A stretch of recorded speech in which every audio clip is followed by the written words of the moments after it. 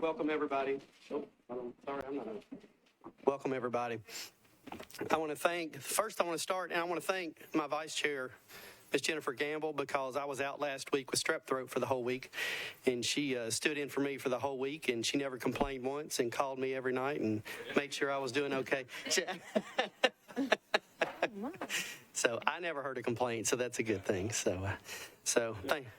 And I appreciate everybody that showed up last week. I saw good crowds here last week, so it was good. So today is the budget and finance hearing. We're doing budget hearings. Today at 4 o'clock is the Board of Education, 5 o'clock is codes, and 5:15 is the Planning Commission. I have in front of me Dr. Battle, and she's going to introduce her staff that's with her, and she is going to give us a little presentation, then she'll take some questions. So Dr. Battle, it's all you.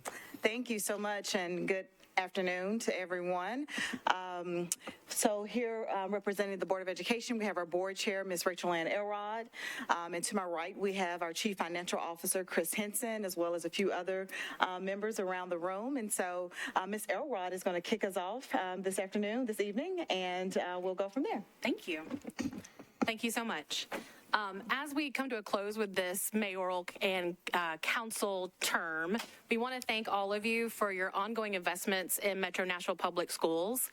As many of you know, my time on the board, particularly my past 3 years in leadership, has been focused on us having a professional board and good governance and focusing on the hard work of supporting our students and staff and all the many pieces that requires. I know from feedback that has been noticed, and we appreciate that because it has been a lot of work for not only our MNPS staff, but for us as a board and my colleagues present and not present today. I appreciate y'all being here and, of course, listening to all the good work that's happening inside of our schools. I like to say that good things are happening in all of our schools every day. You're about to hear about some of that and about how your investments and partnership with us has made those things happen and will continue to make those things happen. And that requires, of course, investments in our schools. As you know, public education continues to be under some attack, whether that's through culture wars or underfunding through the state. And so that requires more of you. And we appreciate y'all being willing to help us with that and talk to us about that. And of course, being our partners. So thank you for having us. And of course, hearing about all the good work we have coming up that we have done and that's coming for you. Oh, yes. Thank you so much, Dr. Battle. With me today, I have two board members. We have Ms. Cheryl Mays. Why did I say Hayes? Excuse me, Cheryl. And I have Ms. Erin O'Hara Block. Ms. Frida Player is with the sister cities this week, and so she is not able to attend. And we have several other board members attending virtually and watching for us. And of course, we also have graduations this week, so we appreciate it. What happened right now? What's happening right at this very moment. So sorry, Cheryl. Yeah. All right, thank you so much, Ms. Elrod. So I am going to walk you through our budget presentation, which is also displayed on the screens, our MNPS Assess Investment Strategies. I always like to start, and we start our budgeting process with grounding ourselves in our core tenets. And Metro Nashville Public Schools has 4 core tenets, starting with our ability to re-envision central office as a support hub.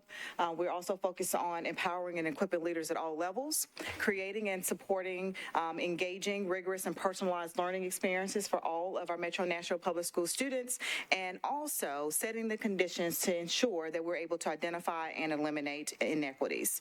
Outside of those core tenets, and all roads lead in the same direction, we have our focused outcomes. This is commonly referred to as well as key performance indicators, so that we can be zeroed in and focused on the outcomes we expect for each of our Metro Nashville Public School students annually. Those focused outcomes are grounded in literacy, numeracy, social-emotional learning, and I must acknowledge the integration of the academics and social-emotional learning, as well as transition plans for our students. So we focus on transitions for our students moving from elementary to middle to high into their post-secondary experiences, both college and career. Surrounding those focus outcomes, you have our signature initiatives, because we like to be extremely clear about how we're going to move the needle and accelerate outcomes for our students all across the district. This is a space that we're really proud of, because we're being pretty bold and courageous around what it's going to take from us at the support hub to make sure that we're moving the needle in collaboration with our schools and not to our schools. And so you see those 14 signature initiatives, some of which you'll hear more about throughout the presentation. Now, this is a new addition to our deck with regards to our budgeting process, because whenever we're budgeting and we're aligning our strategies, it's also important to recognize the return on investment, what is really happening in transforming teaching and learning in Metro Nashville Public Schools. So as you all know, last school year, we were recognized as a level 5 district by the state of Tennessee. That is the highest rating any district can earn for students' academic growth. This is the first time that we hit that mark since 2015. So we're extremely proud of being currently a level 5 school district. That just articulates and really demonstrates our ability to exceed the annual growth expected for our students in one school year. We also had significant achievement improvements in TCAP test results during the 21-22 school year. We were able to outperform statewide improvement levels in 7 academic categories and gain ground in 13 out of 14 categories compared to our previous year's academic achievement results. We are also now home to a record number, historic number of reward schools in MNPS. We had 48 reward schools named last school year. That is 48 schools that are performing in the top 5% of schools across the state. I will note that 48 is more schools than most school districts have in the state of Tennessee. So we're extremely proud of that number. Included in that 48 are 2 schools who moved directly from priority school status, being in the bottom 5% of schools, to the top 5% of schools in one academic year. So extremely proud of them, and we've been modeling and taking to scale lots of their innovative strategies across our district. And for the first time ever, we actually reduced the number of priority schools in MNPS. So since the last time that number was pulled, we actually had a reduction of the number of priority schools here in MNPS. And as you all know, we are extremely proud to still be home to the internationally known Academies of Nashville in our high schools. And those are small learning communities where students learn based upon a career theme of their interest as they're working towards other advanced academics and industry certifications throughout their time in high school. So we're going to, I'm actually going to turn it over to Chris for just a moment to walk us through our operating budget, kind of where we are right now and what we're looking for moving into the next operating budget cycle. And then I'll return to talk a bit about our aspirational budget for next school year. Thank you, Dr. Battle, and good afternoon, everyone. I do want to just give a recap of our current year operating budget. We are very appreciative to both Mayor Cooper as well as this Metro Council for the investment in Metro Nashville Public Schools. Our current year operating budget is just a little over $1.1 billion. We did have an increase of 8.6% over the prior year, which represented approximately $87.7 million increase in funding. Again, very appreciative of that. You can see the vast majority of our funding increases went to employee compensation, whether that be salaries or benefits. The major compensation improvement that was our focus for this current year was our support staff pay upgrade.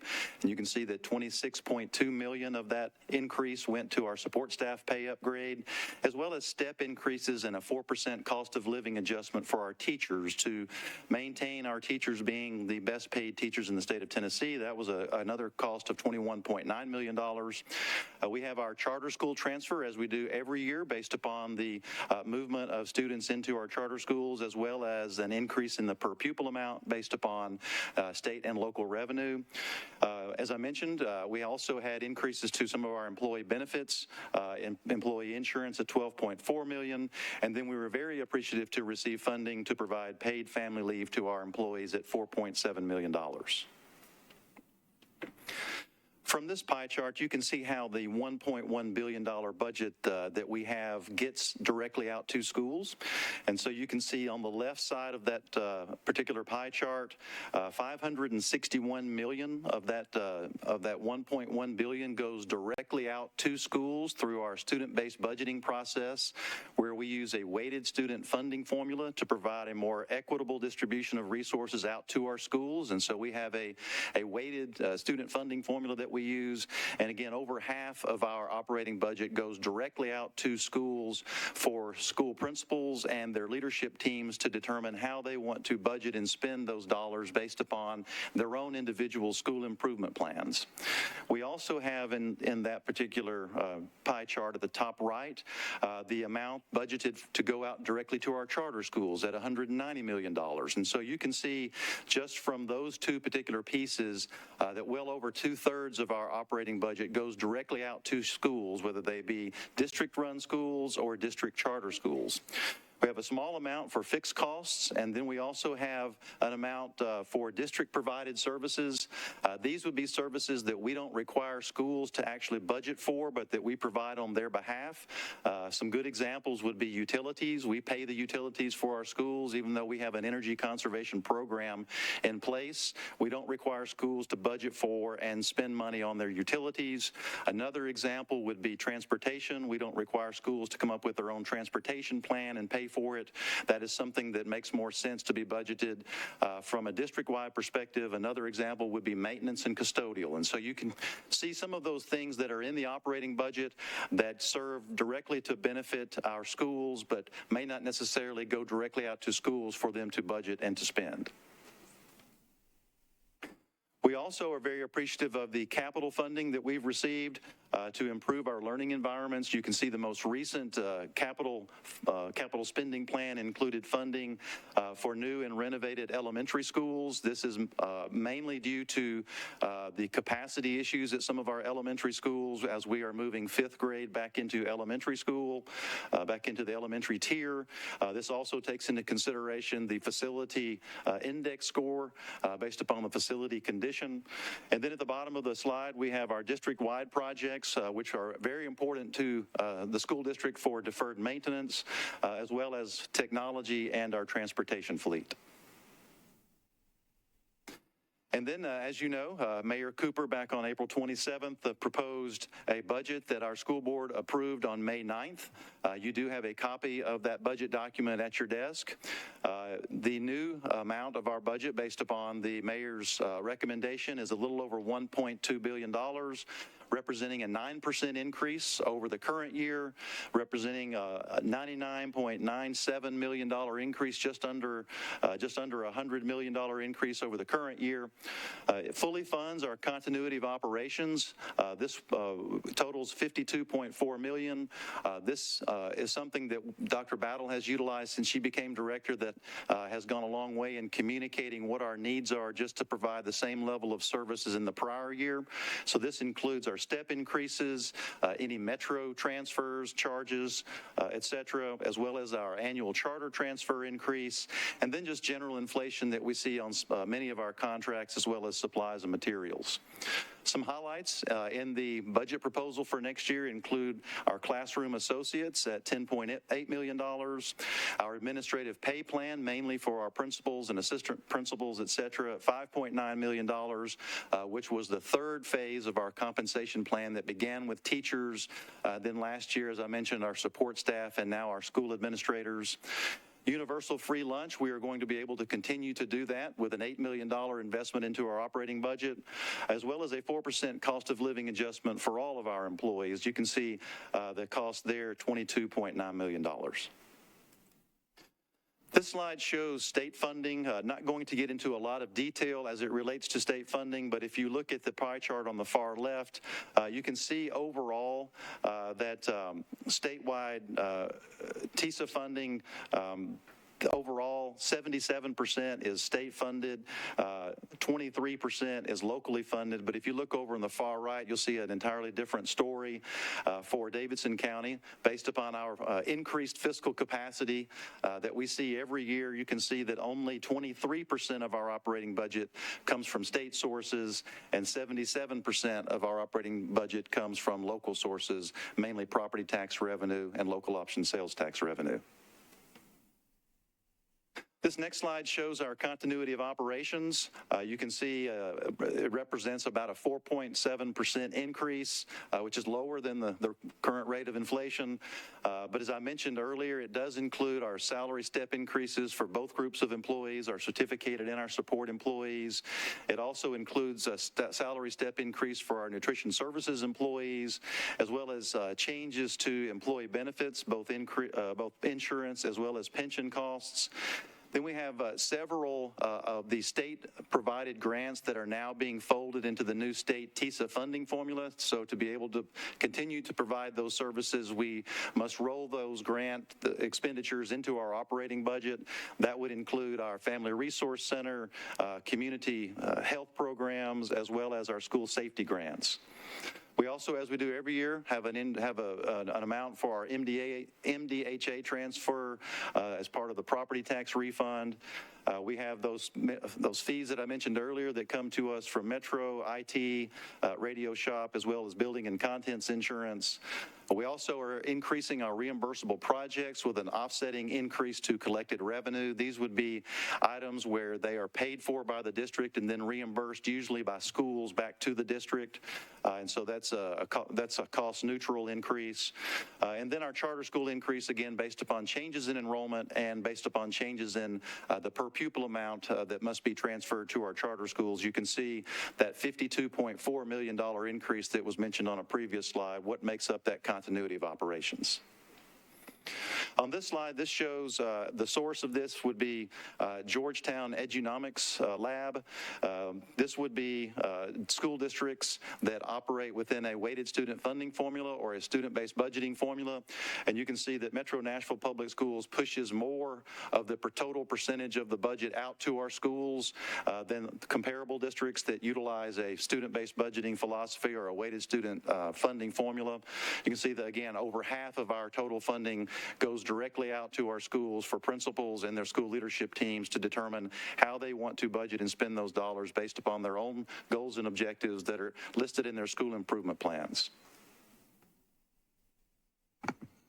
Great. Thank you, Chris, for walking us through where we are currently with our operational budget. And I'd be remiss if I didn't take an opportunity as well to offer our thanks to the mayor and to this council for your continued commitment to Metro Nashville Public Schools, public education here in Nashville. And also thank you to our board, because the first thing I want to talk about is our 2022-23 board budget priorities.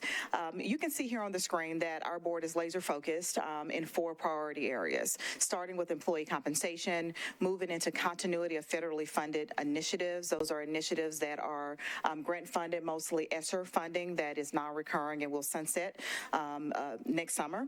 Our academic and SEO integration, and also operational improvements and school support. So first, let's talk about employee compensation, where we've been and where we are today. So back in 21-22, Mayor Cooper proposed, and Metro Council and the Board of Education adopted a $50 million compensation package to make sure that we had the best paid teachers here in MNPS. We also funded step increases for all eligible employees and provided a 2% COLA for support and certificated admin. The following year, which was last year, we were able to implement a new pay plan for our support employees that included an $18 minimum starting wage, addressed compression issues, and offered a minimum 4% cost of living increase for all other areas and other targeted pay improvements. There was also funding provided for teacher pay to maintain progress and step increases, and last year we were able to include for this school year's budget paid family leave. And so for this upcoming school year, you'll hear me in just a moment kind of unpack that we did kind of jump into our certificated admin pay analysis. We started with certificated teachers, we moved to support staff, and now into certificated admin. So we have taken a look at admin pay scales and other certificated staff to make sure that we're keeping up with the pace for their compensation as well. And we're also funding step increases, which are a part of our continuity of operations and recommending or was approved by our board a COLA adjustment as well. We know the work does not end there. We've got to continue to advocate for competitive employee compensation as we move forward, but at the bottom of the screen, you also see the projected calls for step increases and for every 1% COLA increase, what that number or investment will be. So I'll jump into employee compensation. Our number one priority for this year to complete our compensation plan was to dig into the administrative pay plan. And so you can see an estimated cost here of about $5.9 million in order to implement that plan. We're really excited about the pay analysis that we've undergone over the last few years because we were trying to solve for many different challenges within our past compensation plans at each level. And so by investing in this administrative pay plan, we will be able to address some of those issues to make sure that we're keeping up with the pace and making sure that we are not only recruiting the best and brightest teachers, we're doing so with our support staff as well as our administrators because we know leadership is critically important. As I walk through this, these next few slides, you're going to see kind of the menu of options as we've presented in years past. Some of the strategies actually will cancel out others based upon the investment, but we wanted to be thorough and specific in our theory of action, given the board's budget priorities and the strategies to be deployed. So our main strategy under employee compensation is that administrative pay plan, where we've done some comparisons not only locally but regionally as well to make sure that our school leadership, which makes up the majority of that group, is compensated fairly as well. I want to take an opportunity to talk about continuity of federally funded initiatives. Again, I mentioned these strategies that fell within this bucket just a little while ago. Metro Schools has benefited from these new federal grants and programs, mostly designed to help us respond to the impacts of COVID. So we do have ESSERs 1, 2, and 3. We have had an ELC grant that funded mostly our school nurses, but we know that continuing the services offered by these grants will require those strategies to be moved into our operating budget. And again, ESSER 3 will sunset next summer. So just a quick overview of ESSERs 1, 2, and 3 and the totals that are on the left side of the screen. Just as a reminder, one-time infusion, March 2020 through September 2024 for reimbursement based on TDE application approval. Again, because Tennessee is a reimbursable state, we must spend and then be reimbursed for any investments made. You can see that we've made investments in many of the areas listed on the third bullet. But one thing that we're extremely proud of, because we've been doing some research here, and we are the only, if not one of the only school districts that actually spiraled ESSER funds directly to schools to empower our schools and our school teams, parents and teachers and leaders and students to make informed decisions around what's best for them and their learning acceleration. So we're extremely proud of that work, that spiral, and empowering those who know our students best to make those informed decisions around how we leverage our ESSER funds.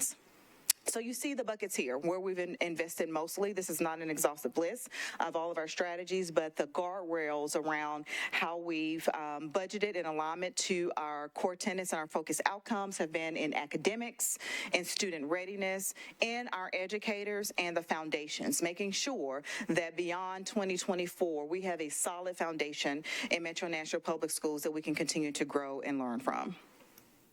So when we're thinking about continuity of federally funded initiatives, it's important to know what advocacy and investments are needed in order for us to maintain these best-in-class strategies in our schools. I will not go through every single strategy on the slide. I will highlight a few of them for you.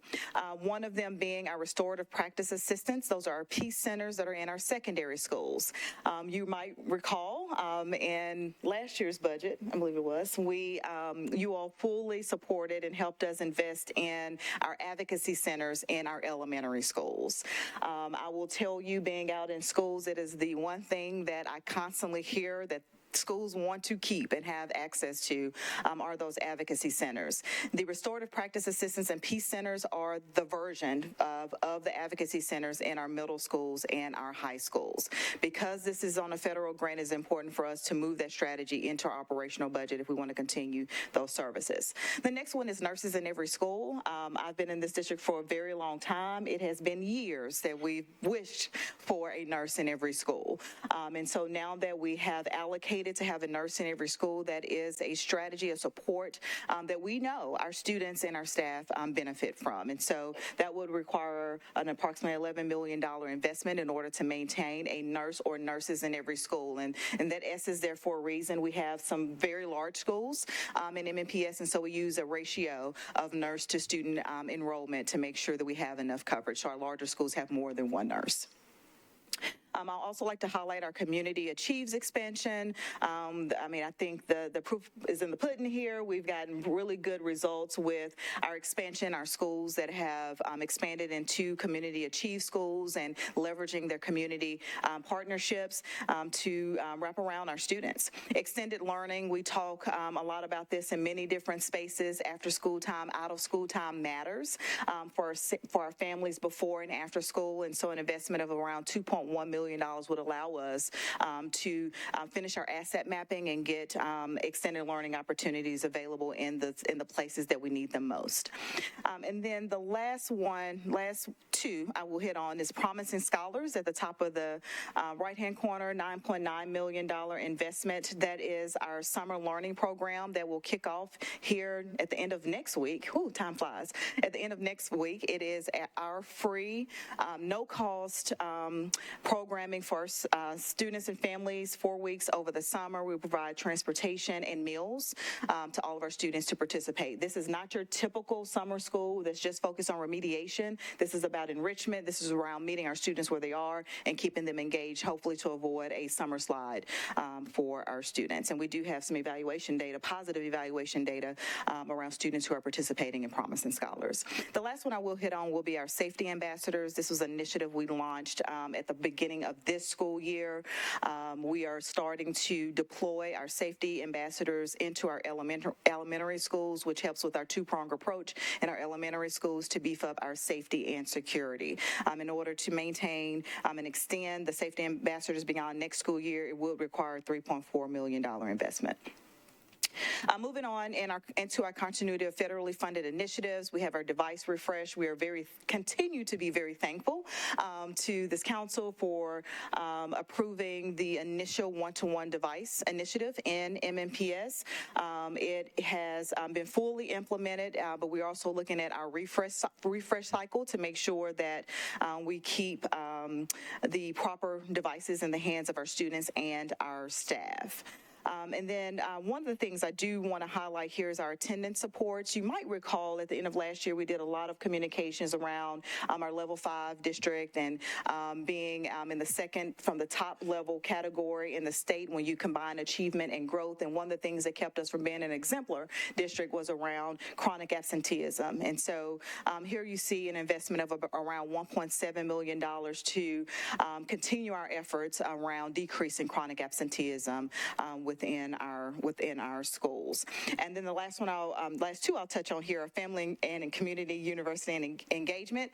This is relaunching our initiative to engage our families all across the city and providing proper programming to provide our families the resources that they need so they can be fully engaged in their students' learning. And then the last one here was approximately $7.5 million investment in no-cost meals for our students. I can give you story after story of the difference no-cost meals the impact that it has on our students. I can do so both as a previous principal, but also now as superintendent. Just making sure the basic needs of all our students are met so that when we get to the learning section of their day, that they're able to focus and really dig into that learning. So really proud of that investment and kind of being ahead of the national curve here in taking care of our students. So with regards to new funding strategies, so everything I've talked about thus far in the continuity of federally funded are strategies that are already in place that we need to move over to our operational budget in order to maintain those services moving forward. So first, I'll jump into academic and social emotional learning integration. You see several strategies here, one of them being our Grow Together with MNPS.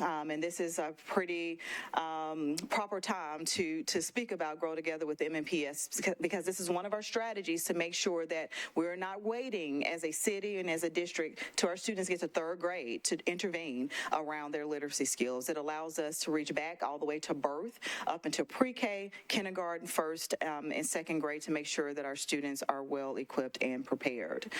We also have an investment of around $700,000 for visual and performing arts. We've been doing a lot of work around Metro Schools Reimagined to make sure that our families have continuity of services and programs as they move from elementary school, middle school to high school. This will allow us to close the gap. So a student who in elementary school is a part of a guitar program, they have that same access once they move to middle school and then on to high school. Let's see, we'll move on here. Classroom associates. We have about $11.1 million investment in our classroom associates. This is our innovative approach to close the gap around substitute teachers. In our traditional model with substitute teachers, we've had a very low fill rate for our substitute teachers. And so we've gone back to the drawing board, kind of had a step back meeting around what is our ideal space. Instead of starting with kind of a broken system, we started with what is our ideal space, and we built a initiative around what it will look like. So classroom associates, we have a pilot in our schools right now. They're referred to as general school assistants who report to the same school on a daily basis. They're a part of the faculty at their schools. We are recommending a grade increase for our classroom associates, moving from a grade 3 to a grade 5. These individuals, again, will report to their schools on a daily basis, be a part of the school community. They will get to know our students. They will be a part of professional development, collaborative planning. They will have consistency in their services and supports for our students in the absence of one of our teachers. In fact, in elevating this position to a classroom associate, these individuals will also have full access to our benefits as Metro Nashville Public School employees. And so really excited about this. We've been doing lots of research. This is where the research in a national trend, this is the direction that it is moving in. So we want to make sure that we have that continuity of supports and services for our students. And one of the things I always say is imagine that when a teacher is going to be out of the classroom, that they've had an opportunity to plan with the person who will be there in their absence, and they will also be there when they return so that we understand and can progress monitor how the lesson unfolded and the needs of our students. Imagine a student who's having difficulty when they come in the morning. They've already built a relationship with the student. They understand that this is not a referral to the principal's office. This is about maybe getting you to the advocacy center, maybe getting you to your navigator, giving you the space you need in the classroom so that we don't disrupt the learning environment. So again, that would require a little over $11 million investment to continue that effort within our schools. And that also includes an increased ratio for our classroom associates. The most common feedback around classroom associates are, we love them, this is great, we just need more of them. And so we are recommending an increase of about 2.5 to 3% ratio of more classroom associates assigned to schools. We currently have a little under 200 general school assistants employed with MNPS. The next strategy is around reducing counselor ratios. I think this doesn't need a whole lot of explanation, but when it comes to the academic planning and transitions for our students as they're preparing for their post-secondary opportunities, we want to make sure that, and their social emotional learning needs, we want to make sure that we have a reduced counselor ratio. A few years back, we were able to reduce to an improved ratio, and this investment would allow us to meet the national best counseling standards around the student to counselor ratio given the enrollment at our schools. I'll move next into operational improvements and school support.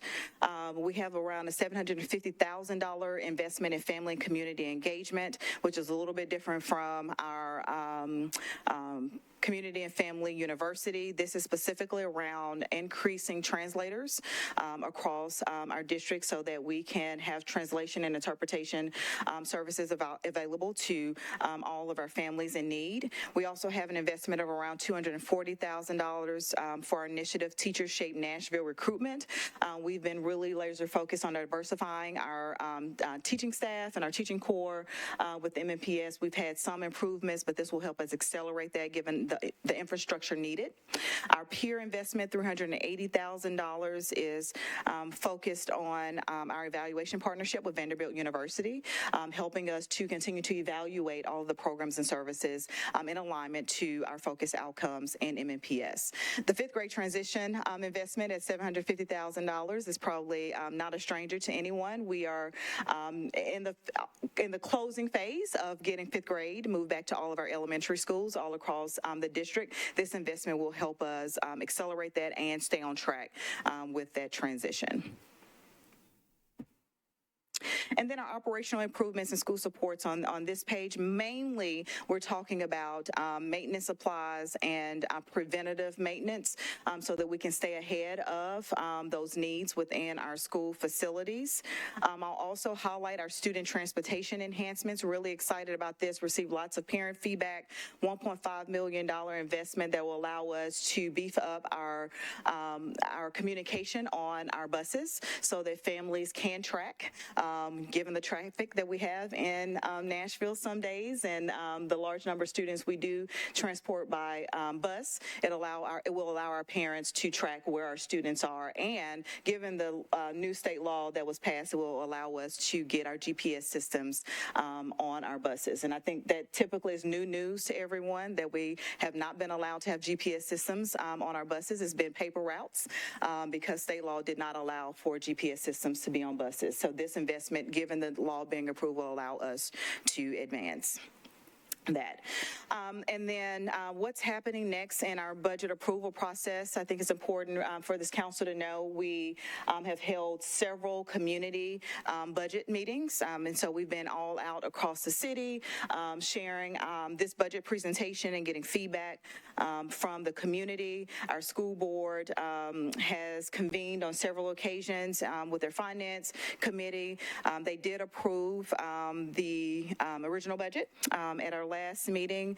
As you know, the mayor did issue his State of Metro address, and we are here today to share an update with the council and to answer any questions you may have. And so, Councilman, with that, I will stop and see if there's any questions that we can entertain. Thank you, Dr. Battle. I appreciate it. Take a moment of personal privilege. My school board member walked in, Dr. Berthina Nabab-McKinney, and since she's here, I'd like to give a shout out to her sitting over there. I'm going to ask the first question, then I'll let everybody else go. Obviously, I was at the legislature a lot this year, and third grade retention passed, and you didn't get a chance to touch on that much because I'm sure you could speak on that for a week or two if you wanted to.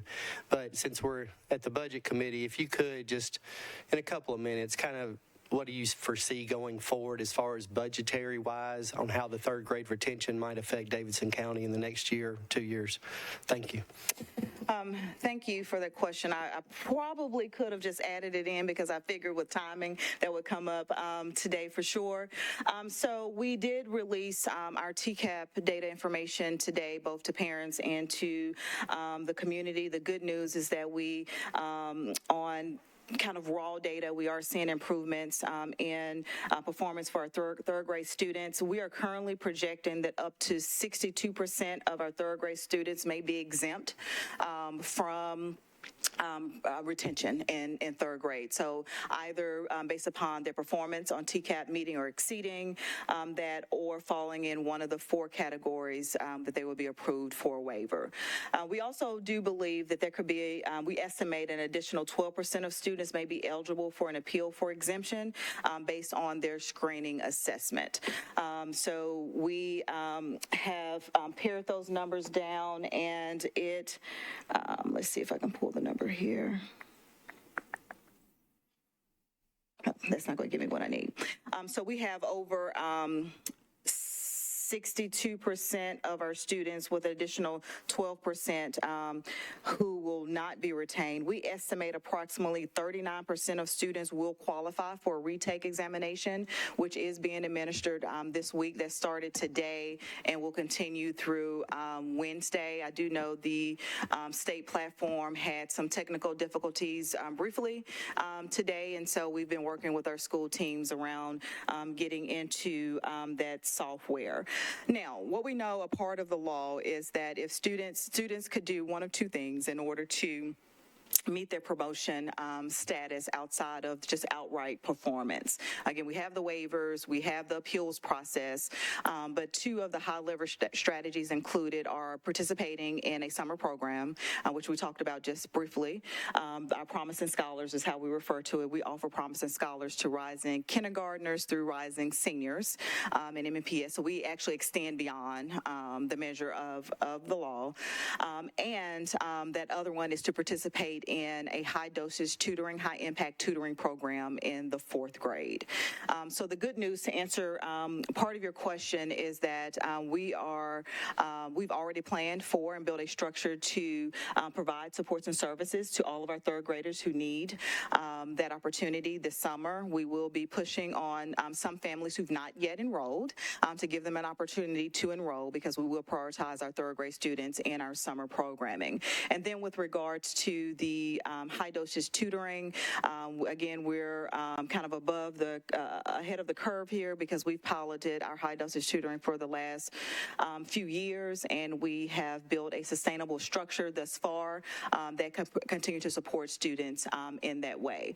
To the second part of your question with regards to the financial impact, we are still digging into the data to make a closer estimate around the likelihood that a student would not meet one of those measures, and building kind of our master schedule accordingly. But our first approach was proactively to invest in our students, given the Promising Scholars and the Accelerating Tutors program that we have in MNPS. So we will continue to closely monitor this. You likely heard that most districts had a delay from getting the results late Friday after school was out, because it's raw data. And so we've got to have an opportunity to dig into that, to scrub that data, and to make sure that we're not making uninformed communications to our families. So it's pretty early on, but we will definitely keep this council abreast of any new implications that may come about. Thanks, Dr. Battle. Sounds like we've prepared for this, been doing this for quite some years, more so than the rural areas. So thank you. There were a bunch of hands that went up as soon as she got through, but I'm going to, is my vice chair wanting to ask a question? All right, you're good. So the other hand I saw first was Councilmember Druffel, and they're pointing at each other, so we'll.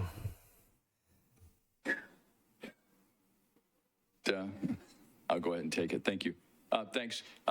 Do you have enough staff to handle, the question I was going to have is similar to their chair. Do you have enough staff to handle the follow-up to all these needs in terms of teachers for the summer? For summer programming. Yeah. We are kicking off next week, and my lead in the back is shaking her head saying we're in pretty good shape. Oh, good. As far as our staffing is concerned for our Promising Scholars initiative. Again, we are prioritizing and realigning our strategy, particularly in the elementary space, looking at our ratios for students. We've made some adjustment there, and just the qualifications of teachers who are particularly leading the ELA block during our summer programming. So as of today, we're in really good shape for providing those services through the month of June. Good news. I'm going to ask an off-the-wall question a little bit. Of all the investments you've made in some of our aspirational budgets, what is the one that you would say had the biggest return and biggest that you saw from those investments? From previous investments? Yeah, in the last 2 years, we've had aspirational. It's fantastic. It's moving in the right direction. It's all great stuff. Just curious, what is that one that you would say, wow, that just popped for us? Oh, that would be pretty difficult to answer just in general, right? Because every strategy has a very specific theory of action behind it. So we know exactly what needle we're trying to move. And so there has not been an investment that aligned to a strategy that we've been evaluating that has not had some positive impact. But I'll say this, I think to my board's extreme credit, when you look at the prioritization of the budget priorities, employee compensation, the investment there has allowed us to retain and recruit the best and brightest talent to Nashville. I mean, we can have the best curriculum, the best resources in hand, the best facilities, but if we don't have the leaders in place in order to connect with our young people and to pour into them to make sure that they're thriving, we'll continue to miss the boat. And so the investments in employee compensation have been significant, as well as the other strategies that I've mentioned, the promising scholars, being able to extend the school year by a month, accelerating scholars, being able to intervene in a very personalized way, our advocacy centers, having that on-demand support for students in the school building. We've also learned this is a great support for our teachers as well. I mean, I could go on and on and on. No-cost meals that support through our ESSER funding to be able to provide that to our students. So we're continuing to evaluate with a commitment to, as I talked about with the classroom associates, abandon the things that are not working and look to things that could have a stronger impact on our system. Very good. Thank you very much. Thank you, Councilmember Dreffel. Councilmember Allen, you're recognized. Thank you, Mr. Chair. Good to see you back. Hope you're feeling better. Thank y'all so much for being here and for all you're doing for our kids. So just to clarify, that last list of things you went through, that the federal funding that will go away, is that list in this year's budget, or that's what we'll need to add to next year's budget to keep these things going? Hang on, I'm so sorry. Okay, there we go. So the strategies you have here are part of our ESSER budget currently.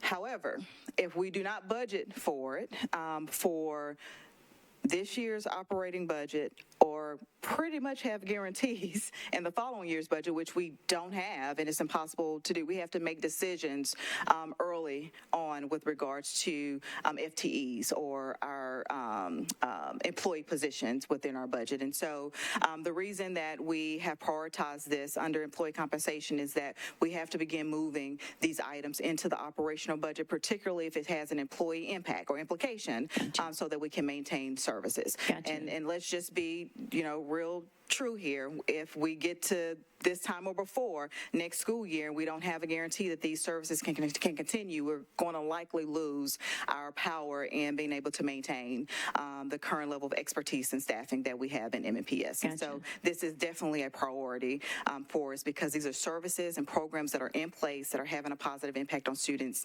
today, and we need to be able to plan for execution in the future. There was one thing that I left off of Councilman Druffel's response.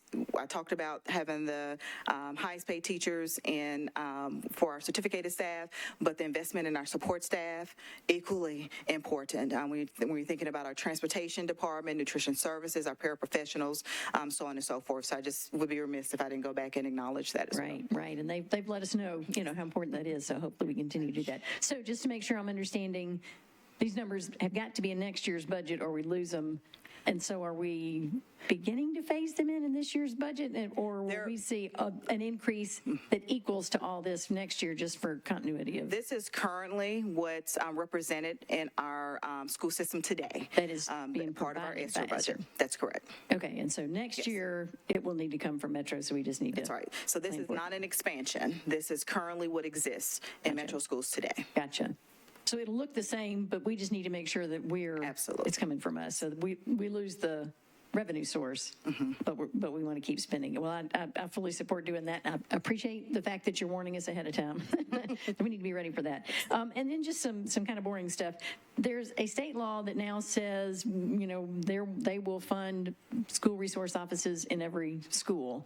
What's the integration of that and the security ambassadors or whatever the term was that are there now, and how do you expect to access that or not access that and say we've got something that's working well for us that makes us feel safe? Okay, sure. Two different buckets here. So with the SRO program, that is a grant opportunity that's available to local law enforcement. So that's not a grant available to school systems. And we know right here in Nashville, our MOU is with MMPD, and they are responsible for the hiring and maintaining that program. We do have an MOU in place. With regards to the safety ambassadors were a part of our expanded initiative around safety and security in our schools at the beginning of the school year, particularly in our elementary schools. So our safety ambassadors are employed by MMPS. They are co-trained by MMPS and MMPD. They offer the internal safety support, security supports inside of our elementary schools. They are being paired with an MMPD officer who is responsible for the external, the perimeter of our schools to keep them safe. And so the safety ambassadors work closely with the school team, but also will be working closely with the MMPD officer to enhance our safety and security measures, particularly in our elementary schools. Not to be confused with, so we did a whole safety presentation where we outlined all the titles for everyone. So we have safety ambassadors in our elementary schools, and we have, why am I losing the term? Campus support, thank you. Campus support or campus supervisors in our middle schools and our high schools. So that's just the differentiating title between the two. Okay, and those are paired with school resource offices. That's correct. Funded by MNPD. Okay, that's great. And then again, totally separate topic. The facility condition score that you mentioned earlier that feeds into the capital projects decisions, can you just provide sort of how that number is used and if it's just a straight, if you've got the lowest score, which means your facility is the oldest and most in need, you automatically get bumped to the top, or are there other factors that get added to that or weighted on that? And I'll take this one. Thank you for the question. And this is, of course, mainly related to our capital funding. And so what we look at every year would be two different data points. One would be the building utilization, which would mean if it's at 100% building utilization is completely full. Obviously, if it's over 100%, it's overcrowded. Probably portable classrooms are at that particular location. That's one data point. The other data point would be the facility condition index, which has a multitude of different factors that go into that score. And with as many schools and buildings as we have in Metro Nashville Public Schools, you're going to have a number of schools that are going to be very close with their facility condition index score. And so it's not necessarily something where verbatim you take the facility condition index and that's your top priority. Obviously, that's a very strong data point that we prioritize, as well as the building utilization. A lot of times we're looking at both at the same time. If a school is overcrowded and it has a poor condition score, then it's going to elevate higher than maybe another building that doesn't have both of those factors. And then also looking forward, with future plans, for instance, we have what we call 5-year student enrollment projections. And so we're looking forward 5 years down the road as it relates to working very closely with the Metro Planning Department as it relates to student enrollment projections. And so lots of things are taken into consideration when we put our capital improvement budget requests together, but they're really prioritized by the building utilization as well as the facility condition index scores, with some of that projecting out into the future taken into consideration. Final question. The reading retention has been such a big topic this year. Can you just talk a little bit about funding for literacy programs, and if that's something that is being expanded just in light of the growing focus on literacy before third grade? Yes, so we have an initiative in place called Literacy Reimagined. One of the initial key investments was around adopting a high-quality text-based curriculum for our students. We leverage ESSER funds for that initial investment to the tune of around $14 million.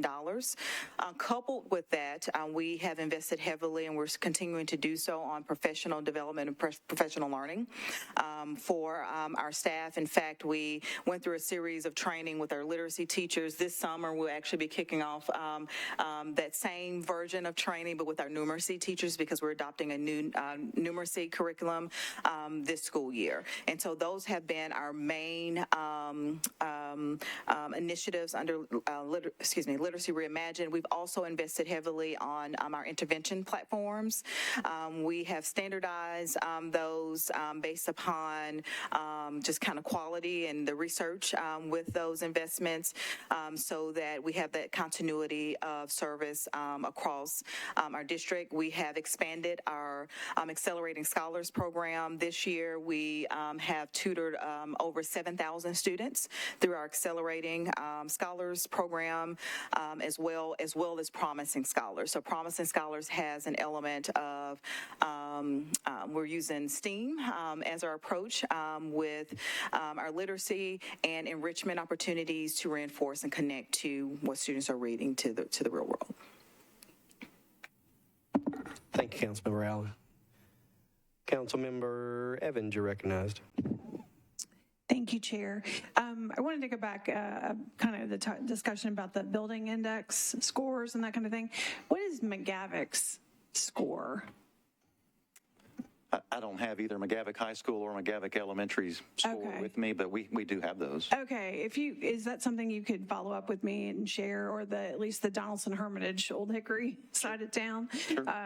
My niece went there, and she used to pick up mice in the band room and escort them to their new lives outside. So I know the condition is definitely not that great.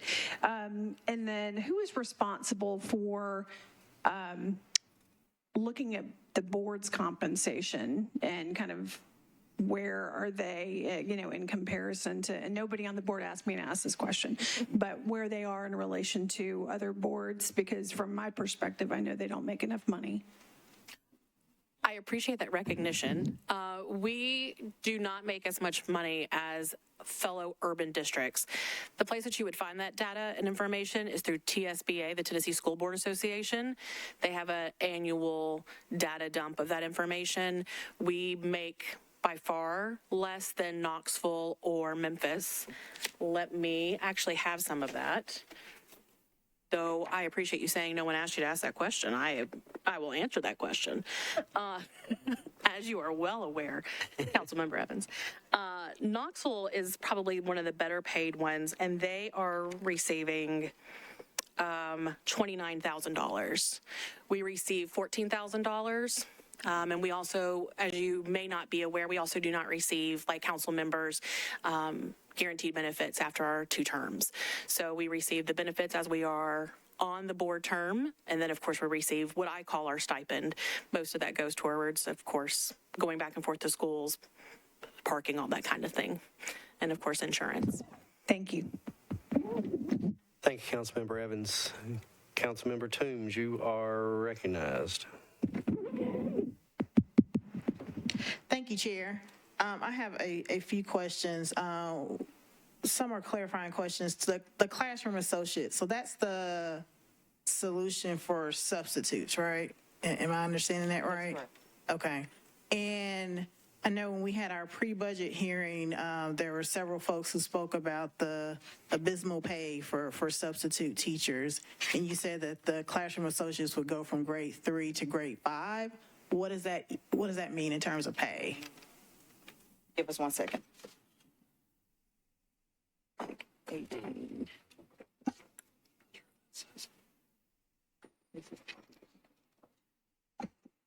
I don't want to misspeak here, but they're currently at around $18 an hour, and with the move to grade 5, it would bring them closer to $19 per hour, and that's before the 4% COLA.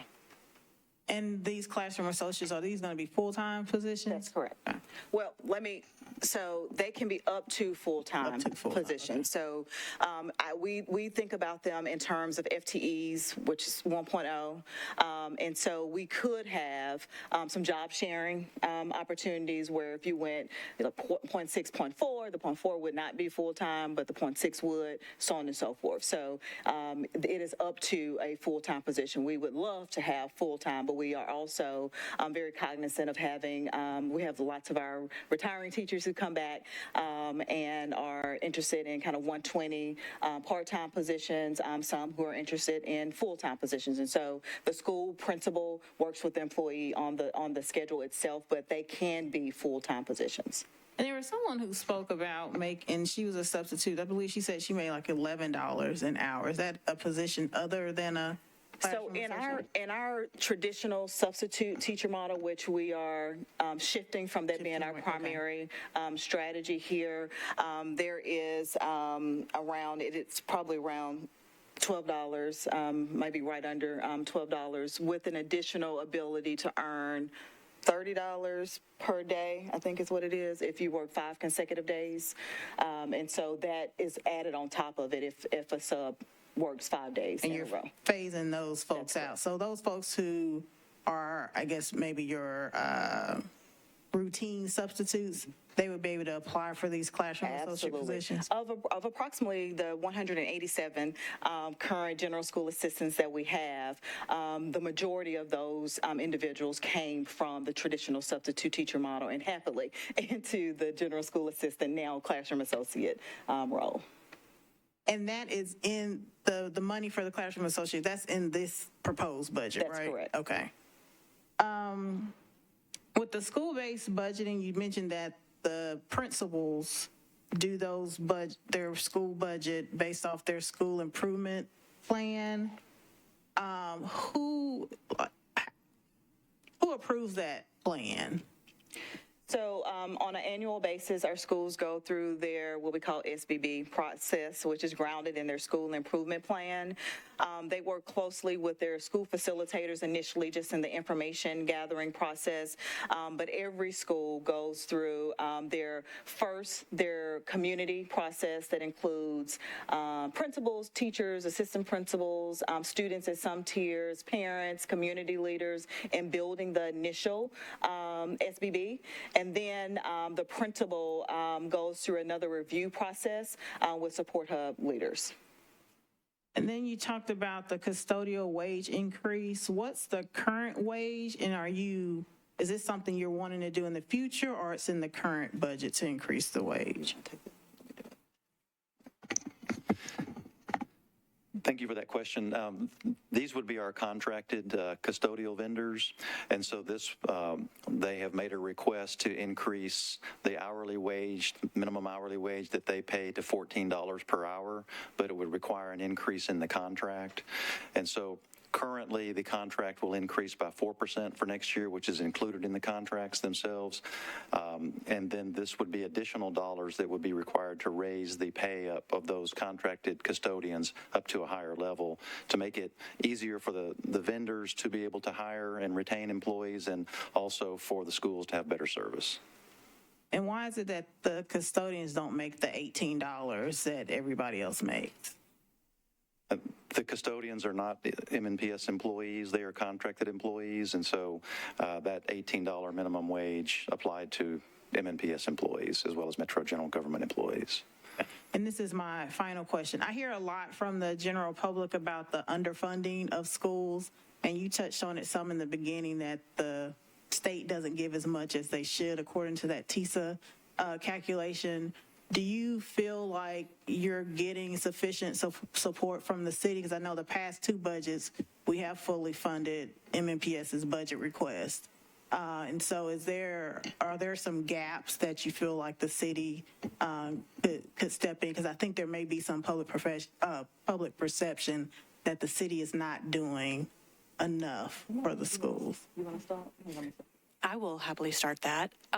Our perception is that the city is doing more than they should have to step into that gap, because the state is, of course, underfunding us to such an exceptional amount. There's always going to be areas that we need additional funding because our schools are dynamic. We have an underserved gross amount of population. Like, we have a lot of students that need all kinds of things that we need to serve. We are the triage for a lot of our community's issues. And whether we like that or not within our schools, that is our responsibility to get them to the education that they deserve. So for that reason, there's always going to be needs and gaps for us to have additional funding from the city. But our current feeling is that the state is underfunding us, particularly for the type of students that we serve and for the amount of students that we serve, and that you guys are having to step inside that gap to make up that bridge for us of how much money we are needing. Yes, there will always be needs for additional funds, but we do appreciate that you guys have recognized that and had those additional investments, not just capital investments, but also operational. Is it all you have, Councilmember Toombs? Yes, Chair. Thank you. Councilmember Benedict, you're recognized. Thank you, Chair. Welcome back. I'm glad you're feeling better. And Dr. Battle and Chair Elrod, thank you so much for being here. And thank you for the superb job you do, Dr. Battle. Your team, everybody in the schools, everybody everywhere, you're doing a great job. Couple of questions. One of the first questions that I heard in the public hearing, in the pre-budget public hearing, was about the advocacy centers. I know you spoke about those. Those are the one-time, or currently have been funded by the one-time ESSER funds. I want to clarify, you said that those would end by next summer, and you said school year and year, so I want to understand the exact date that those will run out. Yeah, our advocacy centers are now part of our operational budget. Again, thanks to council for that investment in recognizing the need in MNPS. So advocacy centers, we're able to move forward on in continuity of services in that way. The area where we still have a potential gap in the future is around our peace centers that are in our middle schools and our high schools. So the peace centers are advocacy centers for older students, and they're staffed by restorative practice assistants. Those are currently funded through our ESSER grant, which will sunset next summer, 2024. And so we do have a need to move those peace centers staffed by restorative practice assistants into our operational budget. Thank you for that. And on the custodians question, I wanted to follow up. How much is that contract worth that we outsourced today, the value of the whole contract? We have 3 contracts, 2 for custodial services and 1 for grounds. And I don't have the pattern broken down between custodial and grounds, but we can get that for you. That'd be great. I'd like to understand, what I'm getting at there is I'd like to understand any cost differential between outsourcing versus insourcing. I don't know, Chair Elrod, if that's something, you just understood the question or you have it. We have discussed that before as a board. We understand that there's an exceptional desire to have those people back in-house, not only for the services that they provide, but we feel like that is the right moral thing to do as well. We would like to have our staff be our staff, not contracted staff. However, the cost for that has been exceptional to get back to having a white fleet for that, and of course, all the additional costs that would incur. So we've not been able to get to that point. I believe that we started outsourcing, the board chose to do that maybe 10 years ago. At least. Okay. So it's been a long time that we've had these contracted services, but I do not remember the last time we had a final number of how much it would cost to bring them all in-house. And I believe that's what your question is. So we'll have to follow up with you on that. Thank you. I would appreciate the follow-up on that. I guess, and the other part of that is, so even though we have an increase in the contract that we're paying, because it's an outside company, we don't know if they're passing that $18 an hour potentially on to their employees, or is there something in the contract that says we get that transparency? I think my understanding from Metro Legal is that wasn't something that we could require, something obviously that we could encourage. And we believe that the vendors themselves, the contractors themselves, they want to do that as well, because as you can imagine, they're having a difficult time, again, recruiting and retaining staff to fill those positions within our schools with an hourly rate that would be below $14 per hour. And so this is something that's mutual, a mutual request from both the contractors as well as from the district to be able to do that. Thank you for that. And then I appreciate you left slide 20 up here. It looks like, and I want to clarify too, this council has fully funded the mayor's request for schools, correct? Not the board's request for schools. Is that correct?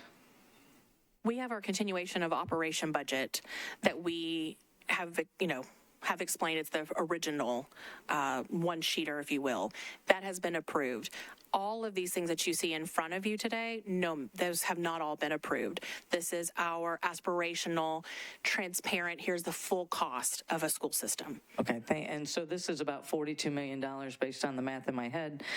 Do we see any signs of additional federal funding coming out of DC that I know would come through the state to get to us? Do we see, and I know a lot of this was COVID stuff, right? So any path that we see there, or any path that we think that we could locally do to try to tap into any federal funds? Not currently, given the current sources. I was on a large urban school call just last week where it was reinforced that it's not likely for an expansion or an extension of those funds. I was on a similar call with chairs across the nation last week, and same response. Okay, thank you for that. So if we could find another 42 million or any part of that, and I appreciate that you called out the specific ones. I'm going to look at the recording to make sure as you went through them, the ones that seem to have the most impact so that we can see what we can do to try to get that funded in the budget. Thank you so much. And if I can just add, the one that I did not call out was mental health service providers. There is a great need for continued mental health providers in our schools. You know, I think it's important to call out. I was in a third grade classroom a couple of weeks ago at a local elementary school in the district, and one of the kids asked, as a local public official, what could be done about the G word. And so I think it's really important that we do have that type of social emotional learning, mental health professionals, because, you know, if a third grader, if an 8-year-old's thinking about guns, we need to make sure that that support is there to help them through. Thank you. Thank you, Councilmember. Councilmember Cash, you're recognized. Thank you, sir. I know we're running short or over on time, so I got 3 areas that I want to ask about, and I'll just kind of go through the 3 and rather than stop and ask for responses each one. So I guess with the sub pay, with the what you're saying about the classroom associates, I like that, and I like that you're beefing that up. And my understanding is the grade 3 to grade 5 is not a grade level change; it is a pay change, and they're getting benefits. I get that. But my assumption is that even though you're beefing that up with a good number of employees, that will be far from covering your substitute needs on many key days like Mondays and Fridays. So I guess is there any proposed change to regular sub pay? Right under $12 that you mentioned. So to answer the first part of your question, our investment here would increase us from 196 current general school assistants who will transfer to classroom associates to 510 classroom associates, which is far beyond the number of substitutes that we have on a daily basis. Okay. And that does increase their pay. Yes. In fact, the 196 that we currently are budgeted for, we have 187 is already far beyond the number of traditional subs we have on a daily basis. I gotcha. All right. And I do think that's important. I think, I know that there are a lot of teachers who give up their valued planning time to cover, and I know that they're somewhat compensated for that. But I think honoring that time that they have to work on the many things beyond instructing students face-to-face is, I think that's an issue I think that will improve morale if that time is valued and we work on this. So I'm glad that you're working on this employee changes to value that. Also, in some of the pre-budget hearings, we heard from teachers about longevity pay. Is that something that's in the aspirational budget, and would you say that that would be a benefit of providing some longevity pay, which I understand is not changing the salary scale, but a stipend to those who are past being maxed out on the salary scale, or at least in a period where they're not getting steps? Is that something that you think would help with employee retention? So originally, when we first kind of did a dive into longevity pay, it was kind of our menu of options of how we can beef up our compensation for our staff. Since that original conversation, we have revamped and expanded and improved our certificated teacher pay, our substitute teacher pay, and now with our admin pay study as well. And so it was an initial strategy that kind of, if not then, we need to do this. We have since done a few things. We've increased the number of lanes, steps, get them mixed up, steps for in both the certificated space, and we will be doing the same thing in the admin space. The initial kind of approach with longevity pay was because administrators, certificated administrators, only had 8 steps. And so you could imagine you would arrive at 8 steps pretty quickly. In this new proposal, we're recommending that we move from 8 steps to 15 steps, which could then eliminate the need for longevity pay. And so that's what we've been digging into. And so I always kind of caution everyone of not looking at all this and just kind of totaling it up, because it actually doesn't work that way, because there are some strategies that could cancel out another strategy if we're able to fund it in its most ideal space. I got you. Of course, those when they get to the administrator pay scale, they've probably already been on the teacher pay scale for a number of years before moving over to administration, right? Well, they reset on their certificated admin pay scale. Right, but at a higher, I would assume, generally at a higher rate. All right, the third thing, and this is something that I've talked about in the Education Committee on the floor of the council that I have concern about. You all have 8 leases of buildings with charter schools, and those leases come to us, and in some cases we've approved them, in some cases we've worked on them and deferred them and come back and approved them. I agree that the leases are at a decent market rate for collecting money, for collecting rent.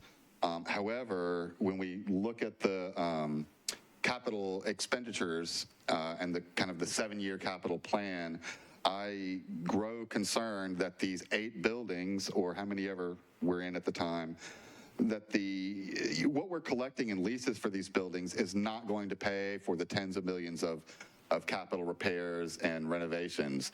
And I don't think I've looked this year, but last year, I think all of the charter school buildings, all the buildings that we leased to charter schools were all pushed to year 7. And I don't remember if that correlated to the condition score. But I guess I'm concerned about these pending tens of millions, if not over $100 million of repairs to these buildings. And I don't think much of it is being captured in the leases. So I'd really like to hear about it, but also, when we do capital expenditures, it's a different budget, I get, but we see the interest on the operating budget, which makes it harder to fund things. Also, when we have many schools that I know are waiting and waiting and waiting for repairs, having more buildings on the 7-year plan makes it hard, might mean that somebody else has to wait. And while I'm not a huge fan of the proliferation of charter schools, if I'm signing off on a lease, I kind of want to know that those children are in a building that has good condition, and that they're going to be safe and not in a terrible place physically. So that's a concern, and I've shared that as these leases have come before us, and something that I'd really like to hear addressed more. 2 more quick things. I'd like to see, I know this is something that's been talked about, and I'd like to see it form better. Childcare. I know that would be something that's great for, and I know some board members have talked about this, that would be great for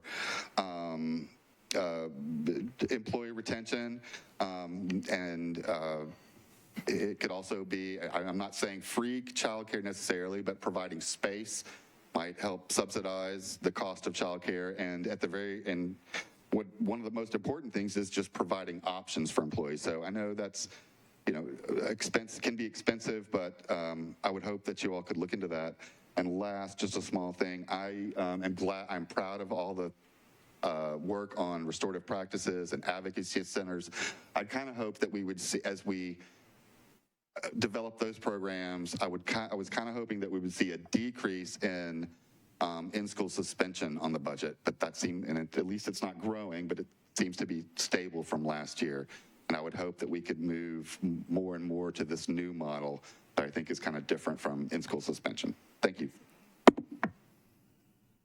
Thank you, Councilmember Cash. We're over time, so I'm going to hit the vice chair real quick, and then we're going to get this. They've got graduations to go to. Councilmember Gamble, you're recognized. Thank you. I'll be really fast. I just wanted to get a clarification on the pay levels for substitute teaching. It's my understanding that the $12 an hour is for substitutes who don't have a degree. I think it's 15. It scales up to 15 for those with an associate degree, and then 18 with those with a four-year degree. Just want to make sure, get clarification on that, and also ask, are there any partnerships or opportunities for teachers without, or substitute teachers without a degree to get further education, to get that associate's degree, to earn more? If you could talk about that. It's a great question to end on. So you are correct that the minimum substitute teacher pay, it's around the $11, $12 range. Then it moves up if you have, that's with the high school diploma. Then if you have a degree, it moves up a few dollars, around 14, and it's around 16, I believe, if you have a teacher license and you're substitute teaching. Some very estimates there. I'm not looking at the exact number. But to your very point, part of one of the major benefits to move into the Classroom Associate Initiative is that we're pairing that initiative with our Human Resource Department, and we're building pipelines. We're already seeing it happen. There are a number of our current Classroom Associates or General School Assistants this school year, moving into next school year, who have either enrolled in a teacher prep program, taking on a different role, elevated role at their school, and we're just getting so much interest around what can I do to become a certificated teacher. And so part of the beauty here is that we have a cohort of leaders that we can build our teacher pipeline around. If you love kids, if you desire to work in the school community that you're working in, that we're going to support you in some of those teacher prep pipeline processes, as well as many of our support staff roles as well. So that is one of the beauties of having that consistent cohort of leaders with our Classroom Associates. Dr. Battle, I fibbed. Councilmember Pulley was back there, and I'd forgotten to call on him. So, Councilmember Pulley, you're recognized. Unfortunately, you didn't get the end on that question. But I've got a couple of brief ones, not nearly as much as my colleagues. So I'll try not to be last next time, so I have a little bit of time. I'm not sure I really completely understood the answer on this federal funded initiatives here. So I'll ask the question like this. Are these funded through this upcoming school year with the federal funds, which expire at the end of the next school year in 2024? Is that right? Yes, that is correct. Okay, now I understand the answer. Okay, so we're really looking at the following budget year where we need to replace these funds, not this upcoming budget year. Is that correct? Yes, however.